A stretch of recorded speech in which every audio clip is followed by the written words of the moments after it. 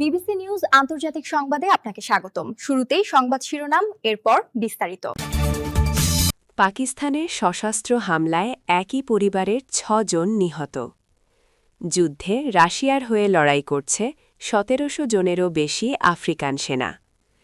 তাইওয়ানের কাছে জাপানের ক্ষেপণাস্ত্র মোতায়েন, চীনের সাথে উত্তেজনা চরমে। রুশ নারীর সঙ্গে সম্পর্কের কথা স্বীকার করে ক্ষমা চাইলেন বিল গেটস।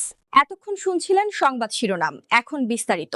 আপনি যদি মুসলিমদের পাশে থাকতে চান তাহলে ভিডিওতে লাইক করে চ্যানেলটি অবশ্যই সাবস্ক্রাইব করে দিবেন এবং কমেন্টে জানিয়ে দিবেন আপনার মূল্যবান মতামত। এখন বিস্তারিত।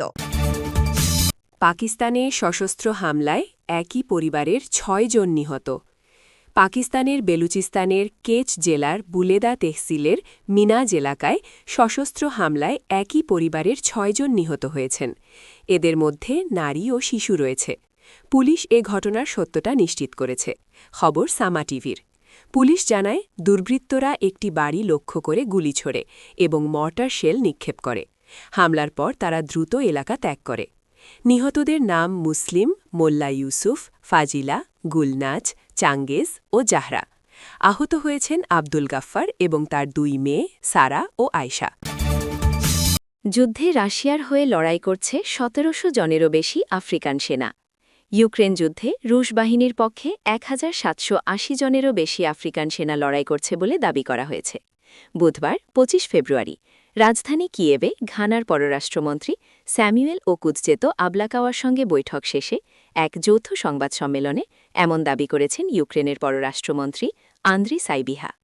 সংবাদ সম্মেলনে ইউক্রেনের পররাষ্ট্রমন্ত্রী বলেন, আমরা পরিষ্কারভাবে দেখতে পাচ্ছি যে বিভিন্ন প্রতারণাপূর্ণ কৌশলের মাধ্যমে এই যুদ্ধে আফ্রিকার নাগরিকদের টেনে আনছে রাশিয়া।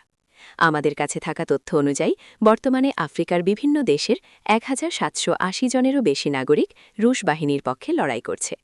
আফ্রিকা মহাদেশের ৩৬টি দেশ থেকে এই সেনাদের আনা হয়েছে। উল্লেখ করে সাইবিহা বলেন, চাকরির প্রতিশ্রুতি দিয়ে দরিদ্র আফ্রিকান যুবকদের প্রথমে রাশিয়া আনা হচ্ছে এবং তারপর সেনাবাহিনীতে অন্তর্ভুক্ত করা। সাম্প্রতিক মাসগুলোতে বেশ কয়েকটি এমন ঘটনা ঘটেছে বলেও দাবি করেছেন তিনি। তাইওয়ানের কাছে জাপানের ক্ষেপণাস্ত্র মোতায়েন, চীনের সাথে উত্তেজনা চরমে। আঞ্চলিক ভূরাজনীতিতে উত্তেজনা বাড়িয়ে তাইওয়ানের মাত্র ১১০ কিলোমিটার দূরে অবস্থিত ইউনাগুনি দ্বীপে শক্তিশালী ক্ষেপণাস্ত্র ব্যবস্থা মোতায়েন করার ঘোষণা দিয়েছে জাপান। জাপানি প্রতিরক্ষামন্ত্রী শিনজিরো কোইজুমি মঙ্গলবার ২৪ ফেব্রুয়ারি নিশ্চিত করেছেন, ২০৩১ সালের মার্চের মধ্যে এই দ্বীপে ভূমি থেকে আকাশে নিক্ষেপযোগ্য অত্যাধুনিক মিসাইল সিস্টেম স্থাপন করা হবে। বিশ্লেষকদের মতে, জাপানের এই পদক্ষেপ চীনের সাথে দেশটির বিদ্যমান দ্বিপাক্ষিক সম্পর্ককে আরও সংঘাতের দিকে ঠেলে দিতে পারে। প্রতিরক্ষামন্ত্রী কোইজুমি সাংবাদিকদের জানিয়েছেন, ২০৩০ অর্থবছরকে লক্ষ্য রেখেই এই সামরিক অবকাঠামো তৈরির প্রস্তুতি চলছে। জাপানের এই সিদ্ধান্তকে একটি পরিকল্পিত উস্কানি হিসেবে দেখছেন ভূরাজনৈতিক বিশেষজ্ঞরা।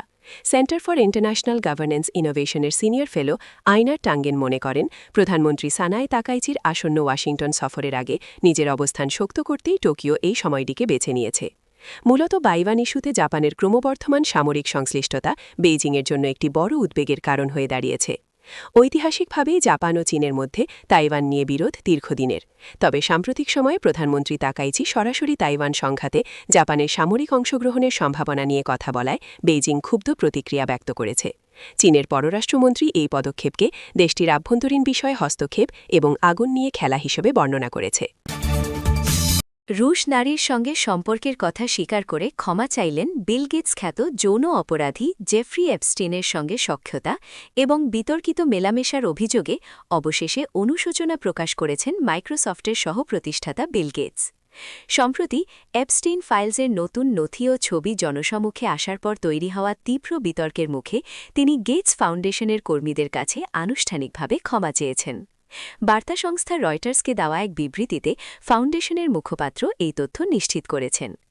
ফাউন্ডেশনের এক অভ্যন্তরীণ বৈঠকে বিল গেটস স্বীকার করেন যে এপস্টিন ফাইলসের নথিতে উল্লিখিত ২ রুশ নারীর সঙ্গে তার ব্যক্তিগত সম্পর্ক ছিল। তবে তিনি জোরালোভাবে দাবি করেন, ওই নারীদের সঙ্গে তার সম্পর্কের পেছনে এপস্টিনের যৌন নির্যাতনের শিকার ভুক্তভোগীদের কোনো যোগসূত্র নেই। যুক্তরাষ্ট্রের বিচার বিভাগ থেকে প্রকাশিত নথিতে এপস্টিনের সঙ্গে গেটসের একাধিক বৈঠক এবং অজ্ঞাত পরিচয় নারীদের সঙ্গে তার ছবি প্রকাশের পর এই নতুন বিতর্কের সূত্রপাত হয়। অ্যাপস্টেইনের সঙ্গে সময় কাটানো এবং নিজের ফাউন্ডেশনের শীর্ষ কর্মকর্তাদের তার সঙ্গে বৈঠকে যুক্ত করাকে একটি বিরাট ভুল হিসেবে আখ্যায়িত করেছেন এই ধনকুবের।